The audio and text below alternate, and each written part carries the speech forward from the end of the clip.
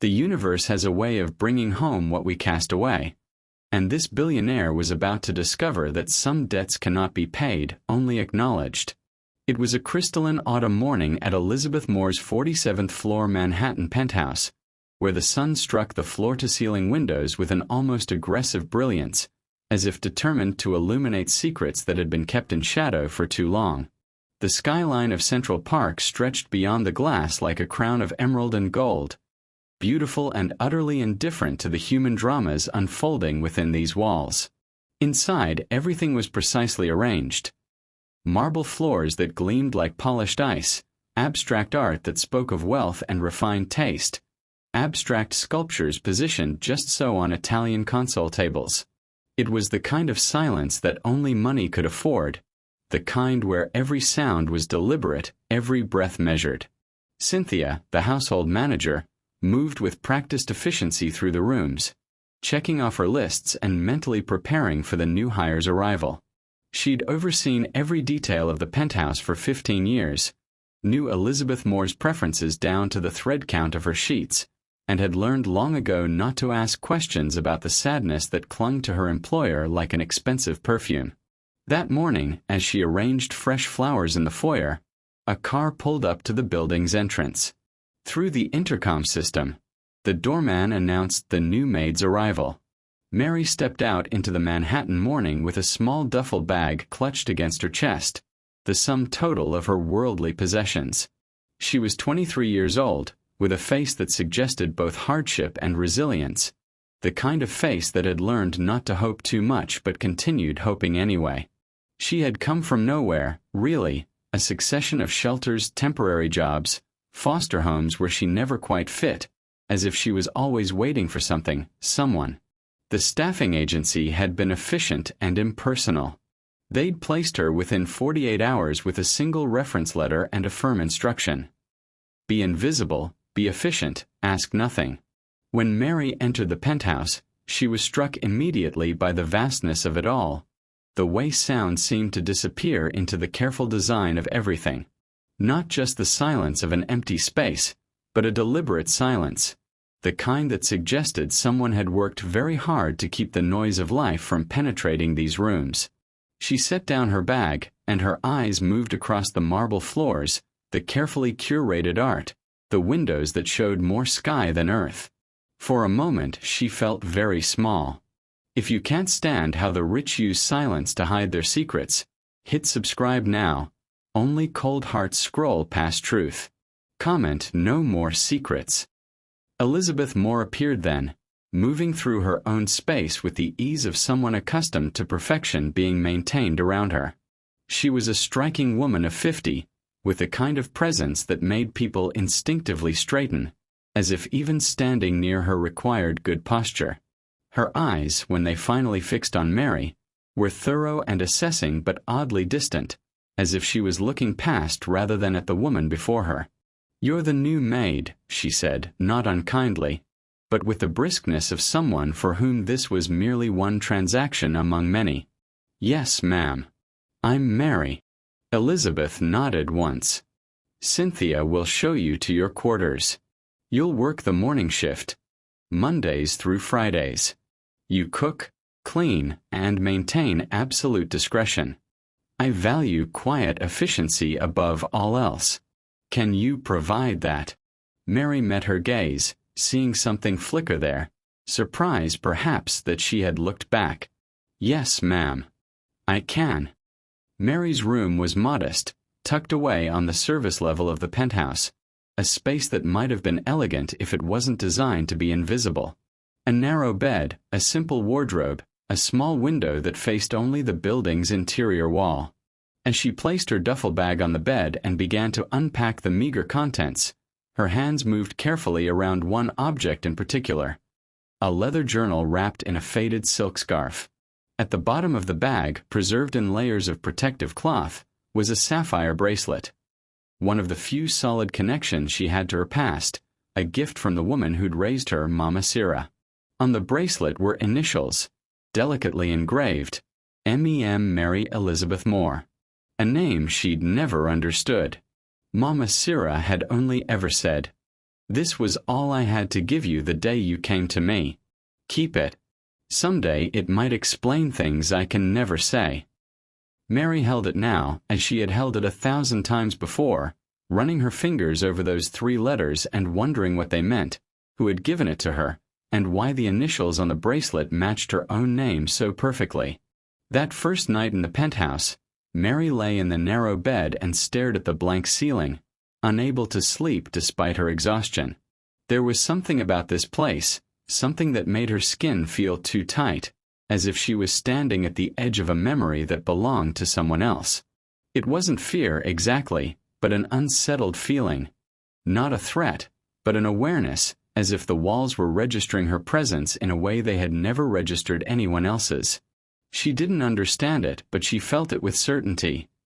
This house was waiting for something, and she had somehow become part of that waiting. Days passed. Mary developed a rhythm that seemed to satisfy Elizabeth's exacting standards. She moved through the penthouse with quiet competence, dusting the mahogany bookshelves without disturbing a single book, ironing Elizabeth's silk scarves with meticulous care, setting plates down on the dining room table with barely a whisper of sound. The other household staff, Cynthia and the occasional part-time cleaner, seemed to approve of her work ethic and her discretion. No one asked her personal questions, and Mary offered nothing about her past. She was, by all accounts, the perfect invisible servant. But beneath that calm exterior, something deeper was stirring, a current running just below the surface that she didn't yet have a name for. She carried something within her, something heavier than the tasks she performed each day. Elizabeth, meanwhile, found herself noticing things about the new maid that she hadn't meant to notice. At first, it was small, unconscious moments. The way Mary's hands moved when she arranged flowers, the particular grace of her posture as she tidied a room, the direct and utterly unself-conscious way she sometimes looked at Elizabeth when spoken to. Then Elizabeth began to notice other things. The exact shade of Mary's eyes, a green so distinctive it seemed almost impossible, with a peculiar silver ring around the iris. The way she tilted her head when listening intently. The shape of her hands, which were both delicate and strong. Something about Mary reminded Elizabeth of someone, but when she tried to pin down the memory, it slipped away like water through her fingers. It troubled her, this not knowing, this sense that she was missing something obvious. She began to feel unsettled in her own home, a feeling she couldn't quite explain and certainly couldn't address. That's when the first unexplained discovery would change everything.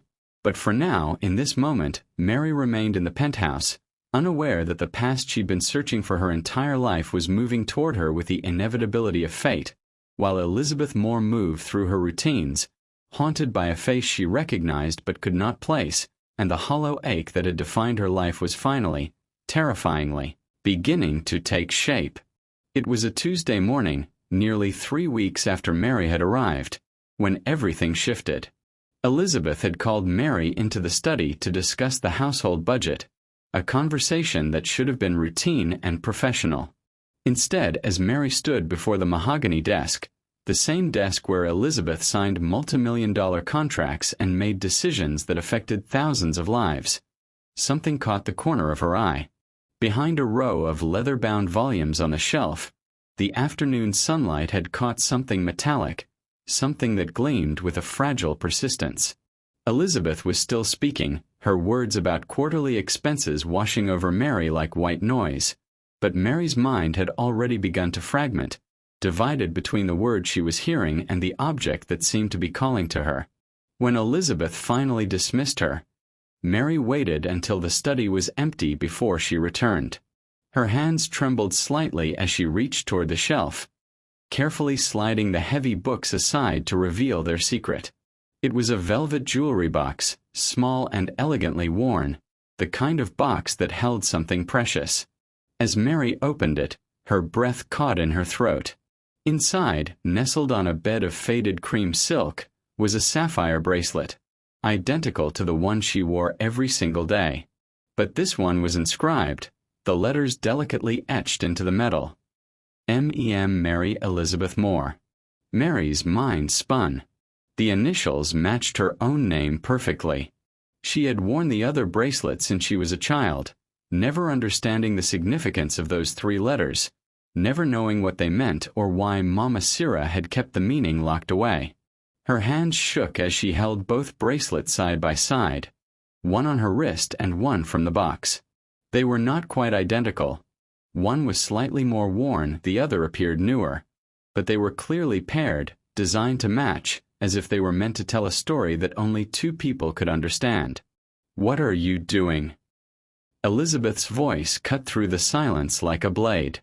Mary's heart nearly stopped, and she spun around, the bracelet still clutched in her hand.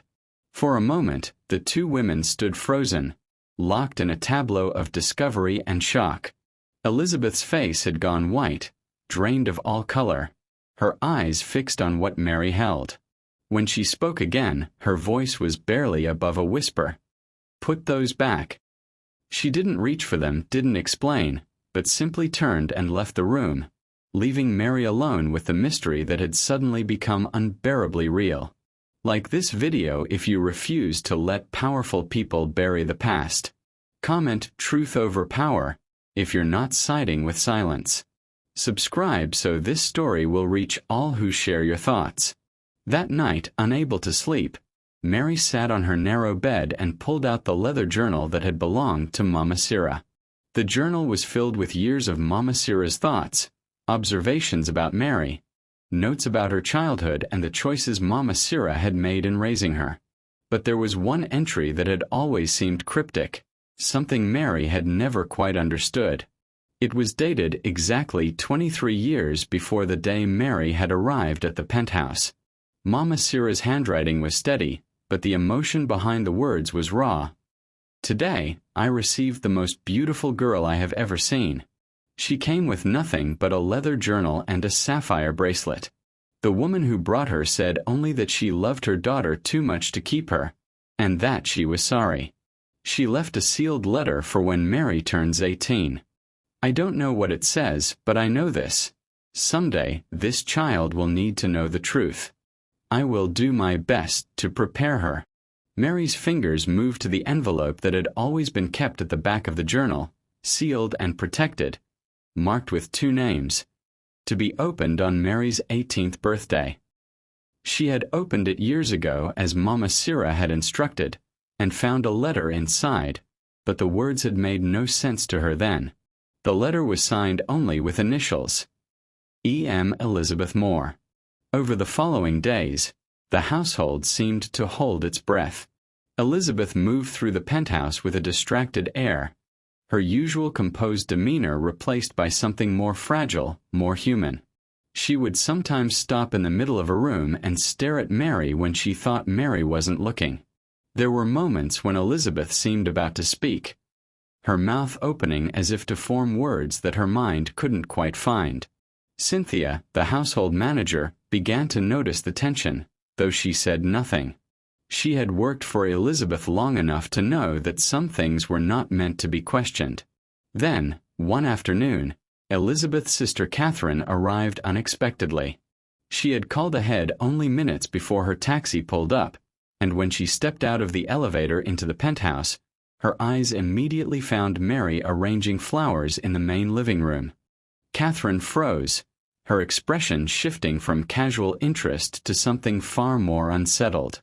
She pulled Elizabeth aside, her voice low but urgent enough that Mary could catch fragments of the conversation from where she stood.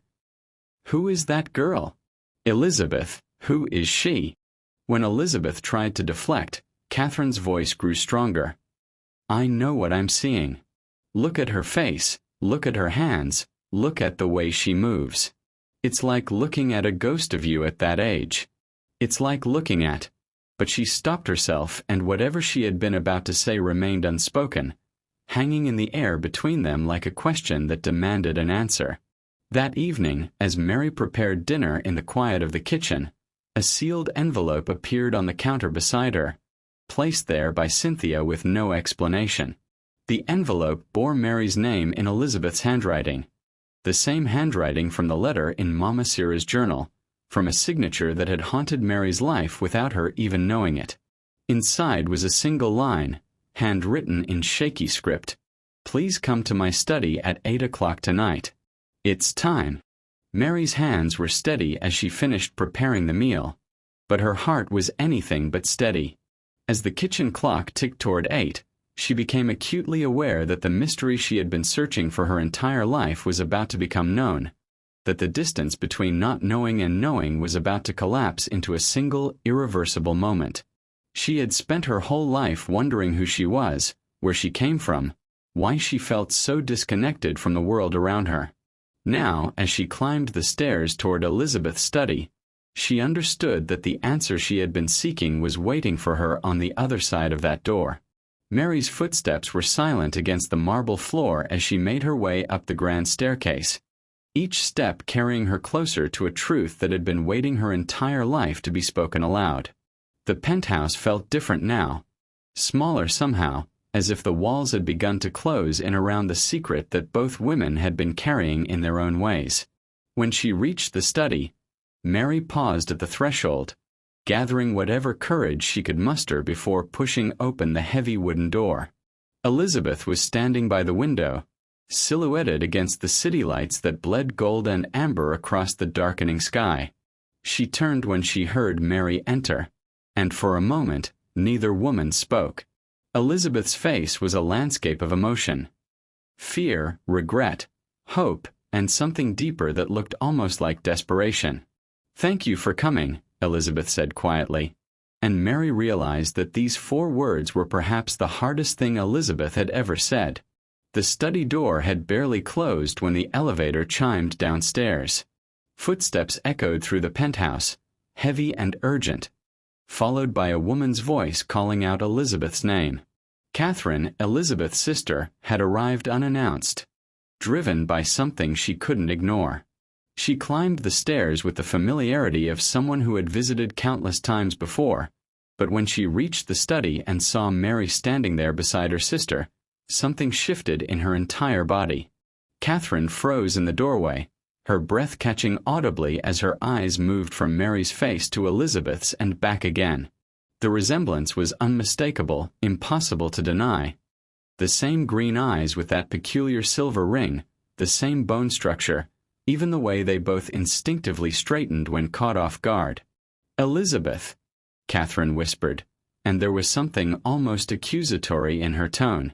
She pulled her sister aside, speaking in urgent, hushed tones that Mary could just barely hear. "Why is your adopted daughter's twin working in your home?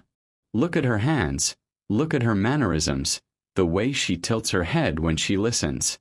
It's like looking at a ghost of who you were at that age.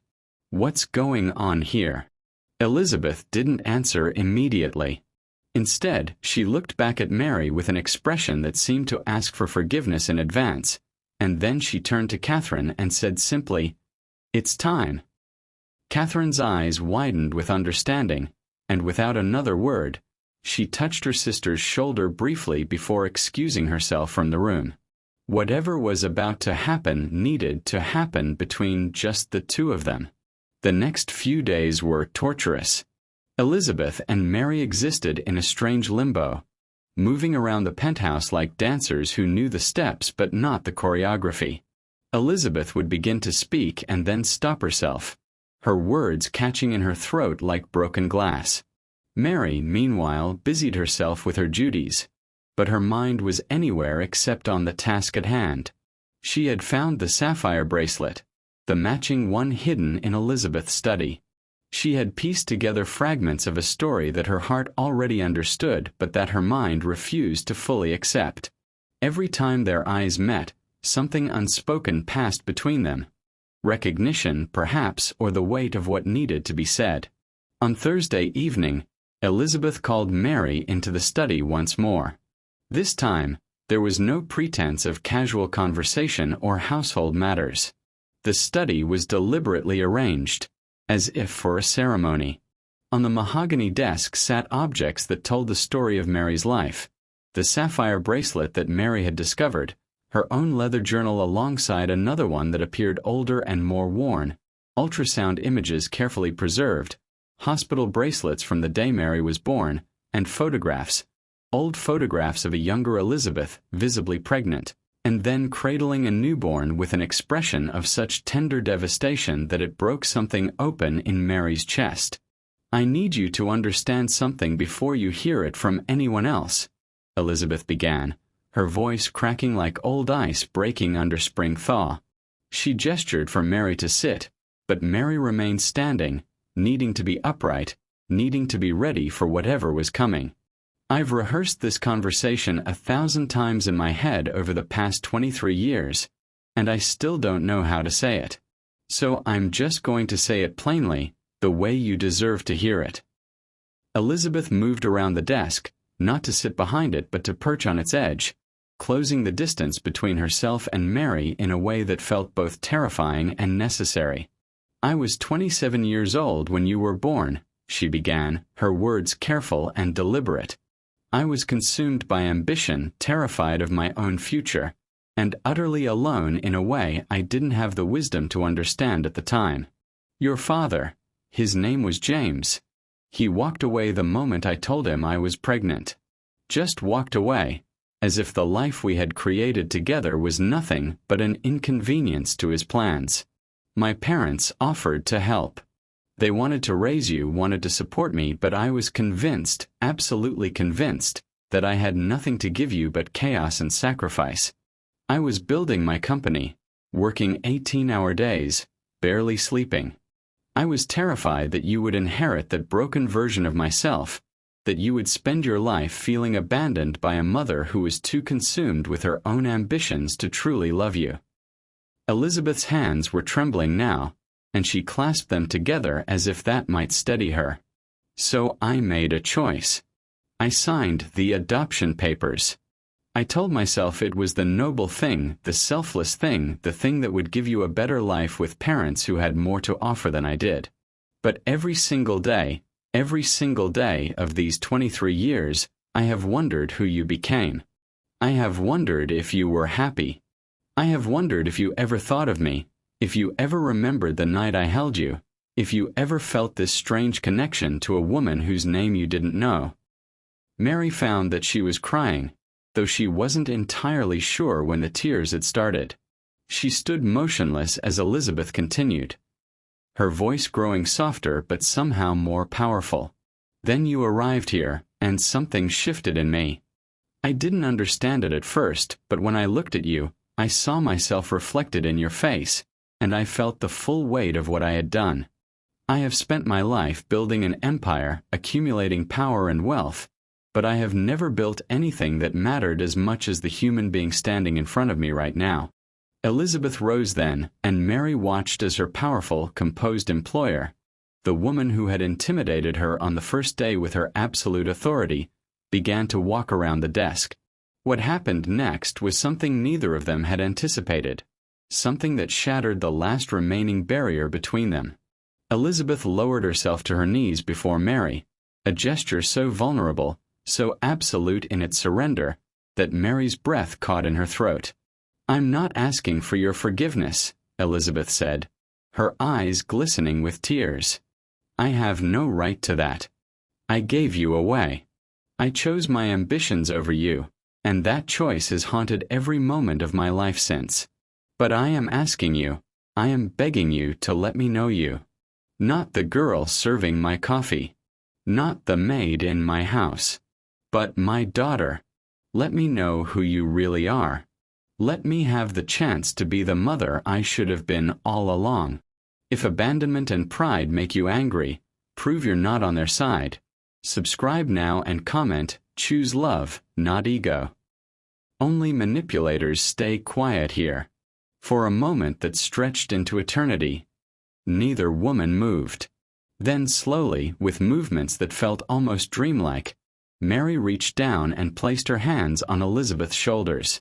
She helped her mother to her feet, and then, without any words at all, she pulled Elizabeth into an embrace. And in that embrace, 23 years of separation, pain, searching, and longing finally began to transform into something that might, in time, become healing. The embrace lasted longer than either of them had anticipated. as if both women were afraid that releasing each other would shatter the fragile truth that now existed between them. When they finally pulled apart, their faces were wet with tears, but something fundamental had shifted in the space between them. Mary looked into the eyes that mirrored her own and whispered words that came not from her mind but from somewhere deeper, from a place that had been waiting her entire life to speak. "I don't know what comes next, but I know that I've spent my whole life feeling like I was missing something. Maybe that missing thing was you." Elizabeth reached up and placed her hand gently against Mary's cheek, a gesture so tender and so long delayed that it seemed to contain apologies and affection across 2 decades. "I don't deserve that," she said, her voice breaking. "But thank God you're here now." That night, neither woman slept.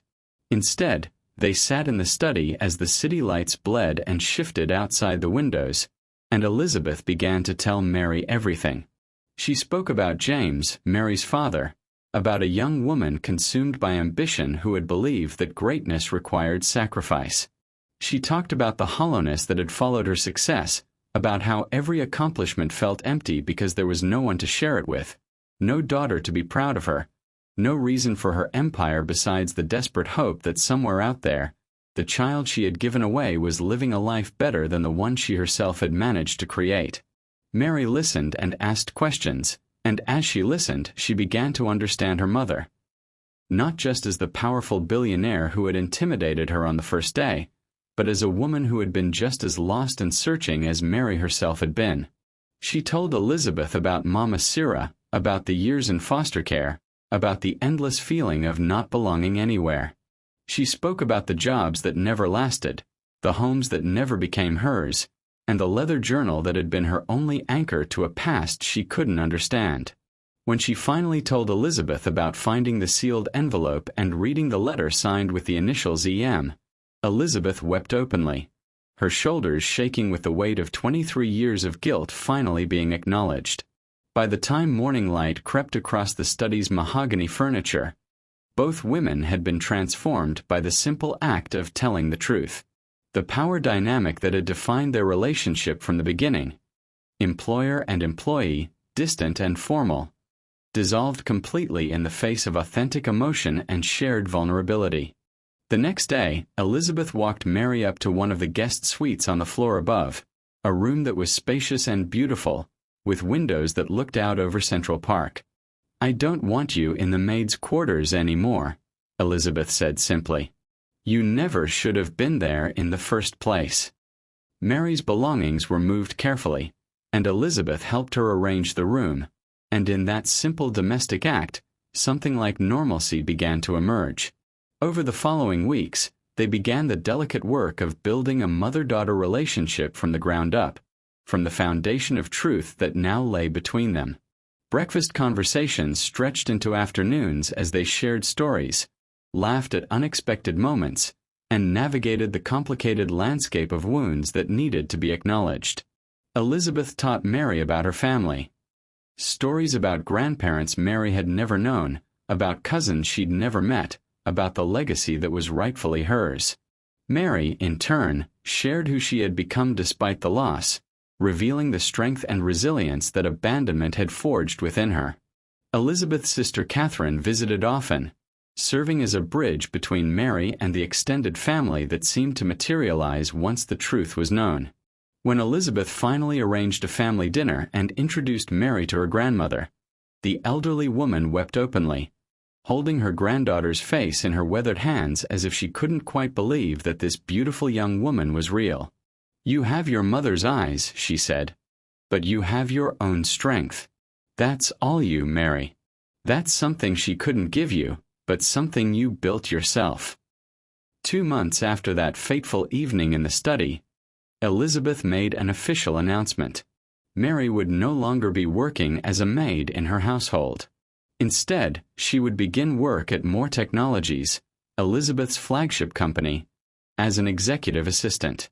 It was a position that came with a salary, benefits, and most importantly, opportunity. As Mary walked through the gleaming glass doors of More Technologies for the first time, no longer an outsider but someone who belonged there, she felt something settle within her, a sense of coming home to a place she'd never known existed. At first, learning the business was overwhelming. Mary attended meetings, observed board discussions, and absorbed everything she could about the company her mother had built. But what started as observation quickly transformed into genuine engagement. She discovered that she had a gift for seeing connections, for understanding not just the technical side of the business but the human side, what the products meant for people, how innovation could serve real needs. She began to contribute to meetings, to offer ideas, to prove that she was there not because of her relationship to Elizabeth but because she had genuine value to add. Her colleagues began to notice the striking resemblance between Mary and Elizabeth, and when the truth gradually became known, many found themselves reassessing Mary with new understanding. But Mary refused to trade on that relationship. Instead, she worked harder than anyone else in the office, stayed later, asked smarter questions, and slowly earned the respect of people who initially might have dismissed her as just the boss's daughter. 3 months into her position, Elizabeth invited Mary to attend a major board meeting. It was a significant step, and as Mary sat in the conference room surrounded by titans of industry, she felt Elizabeth's hand briefly squeeze her shoulder, a gesture of support and pride. During that meeting, Mary raised her hand and offered a perspective on their latest product launch that caught everyone's attention. It was a small contribution, but it was authentic and insightful, and she watched as her mother's face lit up with pride that had nothing to do with biology and everything to do with seeing her daughter come into her own. That evening, Mary stood at the penthouse windows where she had first arrived as an invisible servant, and now looked out over Manhattan as someone who belonged there. Elizabeth came to stand beside her, and for a moment, they simply existed together in the comfortable silence that comes when two people have finally learned each other. "I'm sorry it took me so long to come back into your life," Elizabeth said quietly. Mary turned to look at her mother, and she smiled, a real smile, one that held both sorrow and joy. "Maybe it happened exactly when it needed to. If I'd come to you as a baby, I would have been your responsibility. But I came to you as a woman who survived without you, and now we get to choose this. That's something special, I think. That's something worth having." Elizabeth reached out and took her daughter's hand, and they stood together as the city lights began to twinkle below them, as Manhattan transformed from day to night. The future stretched before them, uncertain but no longer lonely. The past couldn't be rewritten, but perhaps they both understood in that moment it could be healed. And healing, they had discovered, was sometimes better than forgetting. Thank you for watching this story to the end. If you enjoyed this story, you will surely love the next one. It's as crazier and more intriguing as you can ever imagine. So do check it out. Click on the image showing on your screen right now to watch the next one.